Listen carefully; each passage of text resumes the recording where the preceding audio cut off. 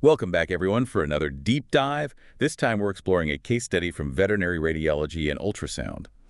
It focuses on retreatment of a dog using stereotactic radiotherapy. Yeah, this case is really interesting. We'll break down the details and pull out some of those clinical pearls, make it valuable for everyone. Sounds great. So let's jump in. This case involves a 10-year-old female spayed boxer who presented with acute onset seizures. Right. And during the exam, they noted she had a mildly diminished left menace response. And of course, anti-seizure meds were started immediately. I see. So what did the initial diagnostics show? Well, an MRI was done. It revealed a non-contrast enhancing mass in the left piriform lobe of the brain. So based on that, what was the presumptive diagnosis? Glioma. Okay. And how did they decide to manage that? Well, the team decided to go with stereotactic radiotherapy. They delivered 8 GOs of radiation in 3 fractions over 3 consecutive weekdays. Okay, could you elaborate on that a bit? Like why SRT and what the fractionation means? Sure. So SRT is a very precise form of radiation therapy. It allows for targeted delivery of radiation to the tumor while minimizing exposure to the surrounding healthy brain tissue. That makes sense. And the fractionation just means dividing the total dose into smaller portions given over multiple sessions. That helps reduce the risk of side effects. Got it. Now I see that they used both MRI and CT imaging in this case. What were the roles of each? So the MRI was crucial for initially detecting the tumor and then characterizing it. Right. Then the CT scan was used for radiation therapy planning. It allowed for precise mapping of the tumor's location and dimensions for accurate targeting. It's amazing how far imaging technology has come. Yeah. And how did they evaluate how well the treatment was working? They used something called RECIST criteria. It's a standardized method for evaluating tumor response to treatment. Okay. And after the first round of SRT, they observed a partial response. So a positive initial response. Yes, but unfortunately, there's more to the story. About 6 months later, a follow-up MRI revealed some new lesions. Oh, where were the new lesions? In the right piriform lobe and hippocampus. And even though there weren't any noticeable neurological signs at that time, the new lesions were definitely concerning. Yeah, I can imagine. Especially since the initial tumor had shrunk. So what did they think was going on? Well, given the dog's breed and the location of those new lesions, the vets suspected something called Oligodendroglioma drop metastasis. Drop metastasis. Yeah, it's basically where tumor cells spread through the cerebrospinal fluid to other parts of the central nervous system. Wow. So even though the primary tumor responded to the treatment, the cancer has spread. Right. So what did they do then? They administered a second course of SRT using the same parameters as the first, 8 GG in 3 fractions. I imagine giving radiation to the brain twice raises concerns about potential toxicity. How do they approach that? They look very carefully at the potential for radiation toxicity by calculating the total dose delivered across both courses. And they used a metric called D1.1 NB. It represents the dose administered to 1.1 cc of normal brain tissue. So they wanted to make sure they were staying within safe limits. Did the patient experience any side effects after the second round of SRT? About 2 months after the second round, she developed hypoxia, weight loss, and some abnormal blood urea nitrogen levels. But importantly, there were no immediate signs of neurological progression. So some systemic effects, but no immediate impact on the neurologic function. So what happened next? About 5 months after that second round of SRT, things took a turn. The patient started showing neurological signs like a head tilt, torticollis, and vestibular ataxia. Oh, no. Yeah, and they found new lesions in the cerebellum, brainstem, and spinal cord. So the cancer had progressed despite that second round of SRT. What options did they have at that point? They considered craniospinal radiotherapy, which is a more extensive form of radiation therapy, but the owners opted to decline. And they transitioned the patient to hospice care. So can you tell us about the patient's outcome? Sadly, she was euthanized about 7 months after that second SRT, but a necropsy was performed to confirm the diagnosis and get some more information. Okay. And what were the key findings from the necropsy? The necropsy did confirm the diagnosis of oligodendroglioma with drop metastasis, and they found a primary tumor mass in the left olfactory tract, frontal cortex, piriform lobe, and basal nuclei. So that confirmed their initial suspicions. Were there any surprises? Well, this is interesting. Despite the 2 courses of radiation therapy, there wasn't any evidence of radiation-induced damage in the surrounding normal brain tissue. Oh, wow. That's really good to know. It suggests the SRT was delivered very precisely. Exactly. And this case really highlights the potential of these advanced imaging and treatment techniques. Even with the development of those drop metastases, this dog's life was extended by over a year after the initial diagnosis. It's incredible what we can do now. So what would you say are the main takeaways from this case for other vets out there who might be working with similar cases? I think one crucial takeaway is how important routine serial imaging is for brain tumors. Yeah. Regular monitoring with MRI allowed for early detection of those new lesions, even before any clinical signs showed up. That's so important. And this case also highlights the advancements in treatment planning software that allows for safe retreatment with a second course of SRT. Very cool. And this case is the first report, that I know of at least, of multiple histologically confirmed Oligodendroglioma drop metastases that were treated with SRT in the veterinary literature. Wow. That's huge. This case really does raise a lot of questions about this type of cancer and the future of treatment strategies. Absolutely. That's the burning question. What advancements might we see that could improve outcomes for these patients? That is a great question, and one that I think deserves a lot more discussion. So we need to take a quick break. We'll be right back to talk more about this fascinating case. Welcome back. Before the break, we were talking about this case and how important it is, for the field of veterinary oncology. It really does push the limits of our understanding. Yeah, for sure. I think it'd be really helpful to go over those necropsy findings in a little more detail. Yeah. What can we learn from those? Yeah, good idea. So the report actually gives us some pretty fascinating details. That shed some light on how aggressive this particular tumor was. Like, they noted something called paravascular invasion. That means the tumor cells were getting into the spaces around blood vessels. Wow. And they also saw perineuronal infiltration, which is where those tumor cells were really closely associated with the individual nerve cells. So it's not just like a contained mass. It's spreading through all those delicate networks in the brain. Yeah. That must make treatment incredibly difficult. Exactly. It's like trying to remove weeds that have grown all throughout a really nice garden. Yeah, I can see that. The report also mentioned that they found tumor cells in the ependymal lining and the choroid plexus, which are both involved in making cerebrospinal fluid. Right. So that really supports the idea of drop metastasis, with those tumor cells traveling through the CSF to set up those new lesions. It's like a highway system for the cancer cells. Pretty much. Now, the report also talked about some immunohistochemical analysis using markers like Oleg-2, GFAP, and IBAL1. Can you break that down for us? What are those markers? Sure. So these markers, they're kind of like fingerprints for the cells. They help to ID the specific types of cells that are in the tumor. So Oleg-2 is a marker for oligodendrocytes. GFAP is for astrocytes. And then IBAL1 is a marker for microglia, which are the brain's immune cells. So by looking at which markers are there, you can get a better idea of what the tumor's made up of. Exactly. And in this case, they saw strong expression of Oleg-2, which confirmed the diagnosis of oligodendroglioma. It's like solving a puzzle, piecing together these clues to get the diagnosis. Right. I like that. Now, the necropsy findings also highlighted how important those advanced treatment planning techniques are.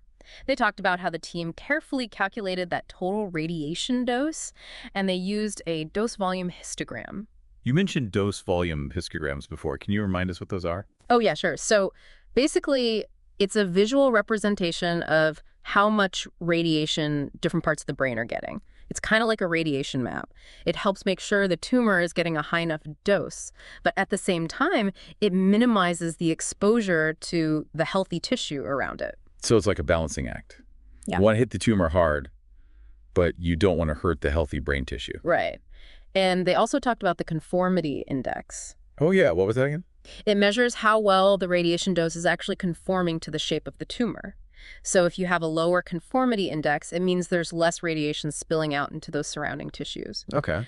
And in this case, they got a good conformity index, which shows how precise their treatment plan was. It's pretty amazing what we can do now with technology. It really is. The use of that sophisticated software to make those 3D models and calculate the doses and deliver the radiation with pinpoint accuracy. It's totally changed cancer treatment. Yeah, for sure. And this case also brings up another important point. That you really have to be vigilant even when that initial treatment works. Oh, absolutely. They caught those drop metastases. Even though the patient wasn't showing any signs. Right. Regular follow-up exams and imaging are super important, especially with tumors that are known to spread, like oligodendroglioma. Early detection can really make a difference in the treatment options and how things turn out. Absolutely. So I know this is a tough question, but the dog did develop those metastases even though that first round of SRT worked. Does that mean the SRT wasn't effective? That's a really good question. It's something we hear a lot in oncology, and it's understandable. Yeah. But while SRT did a good job of controlling that primary tumor, we have to remember that those drop metastases are kind of a hallmark of this type of tumor. You knew those seedlings can show up, even when the main tumor is being managed. So it's not really a treatment failure. It's more about how aggressive this type of cancer is. Right. Exactly. And this really shows how much we need to keep doing research to come up with new ways to treat these drop metastases specifically. I see. Now, they talked about the owner's declining craniospinal radiation therapy. After they found those new lesions, can you explain why they might have even considered that option? What is it exactly? Yeah, so craniospinal radiotherapy, that involves radiating the whole brain and spinal cord. So it's a much more extensive type of radiation therapy.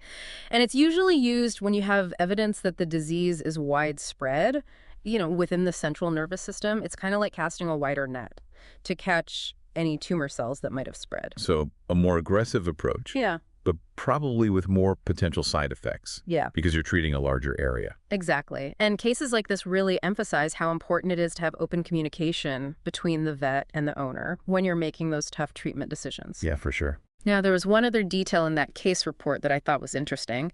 It was about the dog's blood urea nitrogen levels. They mentioned that the BUN levels were low after the second round of SRT. Yeah, I noticed that too. Is that a common thing to see after radiation? It's not super common, but it's something to be aware of. Sometimes radiation can affect the kidneys, which are responsible for filtering waste products from the blood, like BUN. So you really have to keep an eye on kidney function after radiation therapy. Make sure you catch any problems early. Wow. This case study has been so informative. We've talked about all kinds of things, from imaging to radiation to cancer biology. That's the crux of the matter. Veterinary oncology is a field that's constantly changing. We're seeing all these amazing advancements in diagnostics, treatments, and, just our overall understanding of cancer at a pace we've never seen before. And that means hope, for better outcomes, even for these really tough diagnoses like Oligodendroglioma. It's definitely an exciting time to be in this field. For sure. And it's not just about helping them live longer. It's about making sure they have a good quality of life, which is what really matters. Couldn't have said it better myself.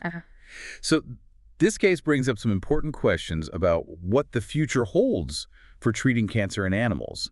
What kind of advancements are coming down the pipeline that could help improve outcomes for these patients? That's a great question.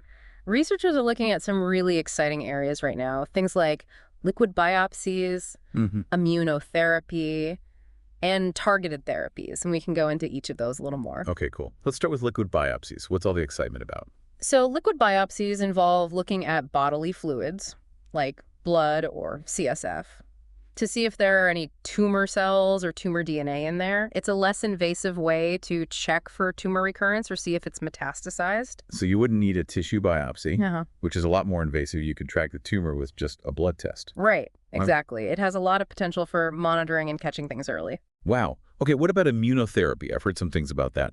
But can you explain how it works and how it might be used to treat brain tumors in dogs? Absolutely. So essentially, immunotherapy is about using the body's own immune system to fight the cancer. And there are lots of different ways to do that, but the goal is to basically train the immune system to recognize and then attack the tumor cells, kind of like unleashing the body's natural defenses. So you're empowering the body's own soldiers to fight the cancer. Exactly. That's a great way to put it. Awesome. Now, you also mentioned something about targeted therapies. What are those? So targeted therapies are designed to go after very specific molecules or pathways, the ones that are essential for the tumor to grow and survive. And the idea is that you can deliver a much more precise and effective treatment, but with fewer side effects. It's like a guided missile, zeroing in on the tumor's weak spot. Wow. It sounds a lot more strategic. It is. And we're already seeing some really positive results with targeted therapies in treating some types of cancer in dogs. With all these exciting things on the horizon, it seems like the future of veterinary oncology is really bright. We might be on the verge of a big change in how we approach treating cancer in animals. I think so too. It's an amazing time to be in this field. I can't wait to see how all of this unfolds and how it can translate into better outcomes for our patients. Absolutely. This case study has really given us a lot to think about. But for now, we need to take another quick break. When we come back, we'll wrap things up and explore some final thoughts on this case and what it all means for the field of veterinary oncology. Welcome back. We were just talking about all the exciting new treatment strategies coming out. Yeah, and it's not just new treatments. It's the way veterinary medicine is changing as a whole. Yeah. We're seeing more and more collaboration between all the different specialties. Absolutely. Radiologists, oncologists, surgeons, neurologists, pathologists, you name it. Everyone's working together to figure out these really complex cases. I like that. It's like a team of experts, each one bringing something different to the table. Exactly. Just like a team, everyone plays a part. Now, before we finish up, I wanted to touch on those potential long-term effects from the radiation therapy. The necropsy didn't show any damage, which is great, but can you talk about why that's so important for pet owners to hear? Sure. Radiation is a really powerful tool, but we do have to remember there can be delayed side effects sometimes, like tissue damage or inflammation. Right. And in some cases, even secondary tumors years later. Right. It's always a possibility, even with the best techniques. So there's always some risk. Yes, but in this case, they didn't see any signs of that radiation damage in the normal brain tissue around the tumor. So it looks like the treatment was done really well. That's good to know. It really highlights the skills of those veterinary oncologists and how much the technology has improved. Definitely. And it shows that even with a diagnosis like Oligodendroglioma, if you plan the treatment carefully and use advanced techniques, you can give these patients a good quality of life and more time with their families. It's a good reminder that things are always getting better in vet med. Absolutely. This case might have ended in losing the patient, but it really shows how far we've come in veterinary oncology. We're constantly learning more and trying new things. It's all about research and innovation and making life better for these animals. It's amazing to be a part of this field. I agree. As we wrap up this deep dive, I just want to leave everyone with a message of hope. Cancer is a tough opponent, but we're making real progress in understanding it and finding new ways to fight it. And, it takes research and collaboration and dedication from all of us in this field, but it's worth it to give these animals more time, a better quality of life, and a chance to keep bringing joy to their families. Beautifully said. Even with these difficult diagnoses, we can still give our pets the best care and make sure they're comfortable. From Vet NeuroJar, keep those minds inspired, hearts light, and tails wagging.